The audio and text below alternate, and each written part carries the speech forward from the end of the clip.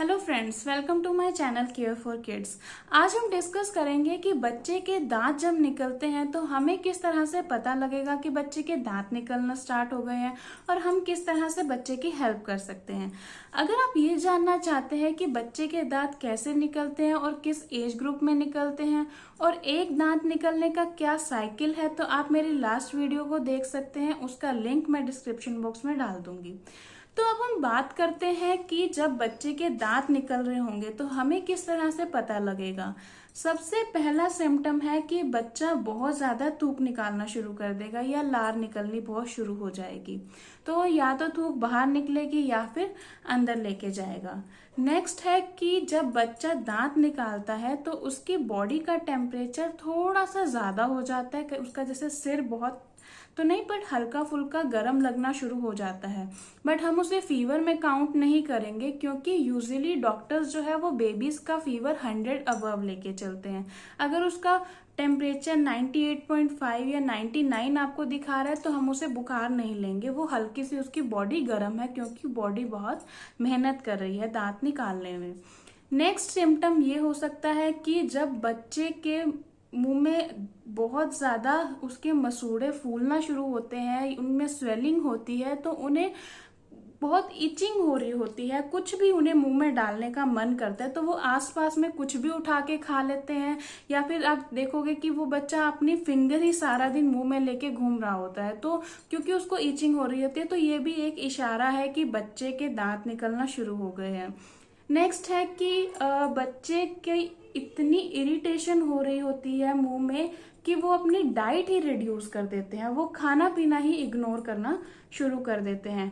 Next है कि हमारे जो मुंह की नर्व्स होती हैं वो कानों की नर्व से अटैच होती हैं अंदर से।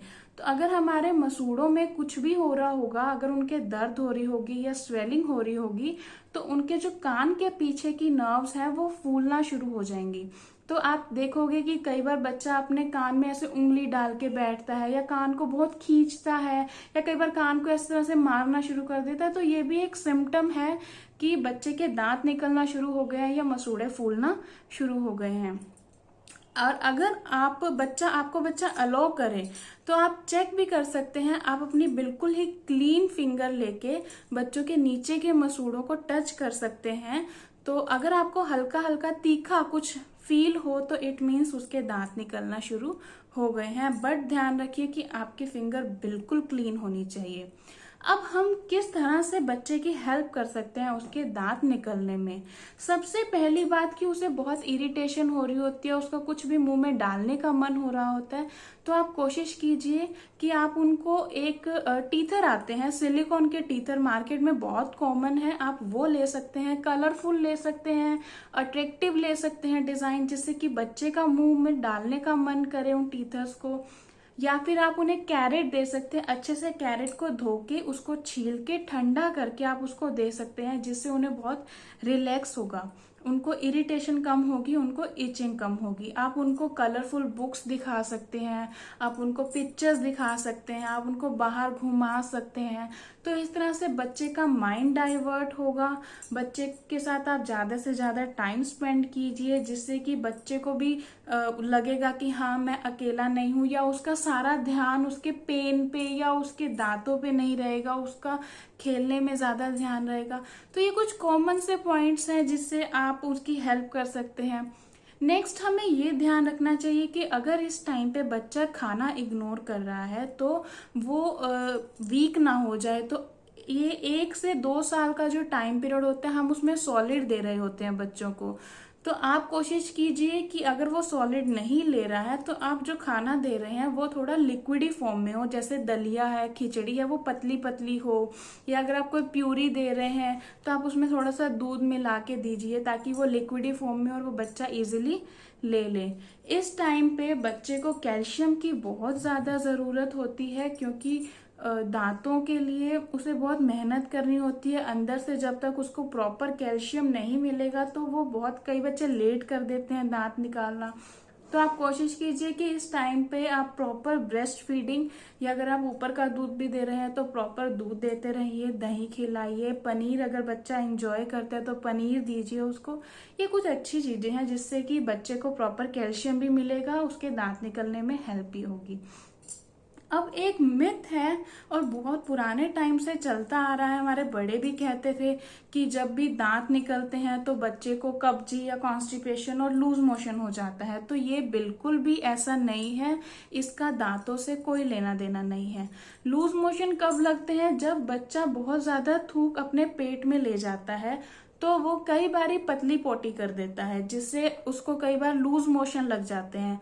तो ये एक रीजन है। या कब्जी कब हो सकती है? या मतलब अगर वो अपने आसपास की अनहाइजेनिक चीजों को मुंह में डालेगा, मिट्टी जाएगी, जर्म्स उसके अंदर बहुत सारे जाएंगे, तो वो जल्दी से उसको अफेक्ट करेंगे और उसको कॉन्स्टिपेशन या लूज मोशन हो सकता है।